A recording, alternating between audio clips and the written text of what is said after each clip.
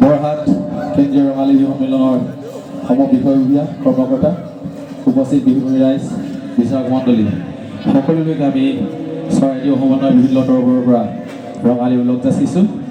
আচলতে যিটি গীতৰ কথা মনত কৰিছে, সেই গীতটো আচলতে আমাৰ দলৰ নহয়। সেই গীতটি বহু দিনতে প্ৰায় 95-96 কৃষ্ণমণি নাথ ডাঙৰীয়াই বাণীবদ্ধন কৰিছিল, আৰু সেই গীতটিকে আচলতে আমি প্ৰদৰ্শনমূলক বিহুৰ কাৰণে আমি প্ৰস্তুত কৰিছিলোঁ, আৰু আখৰাৰ এটি ভিডিঅ' খুব আপোনালোকে আদৰি লৈছে। তাৰ বাবে আমি আপোনালোকৰ ওচৰত চিৰকৃতজ্ঞ, আৰু এনেদৰে আশীৰ্বাদ কৰি যাব।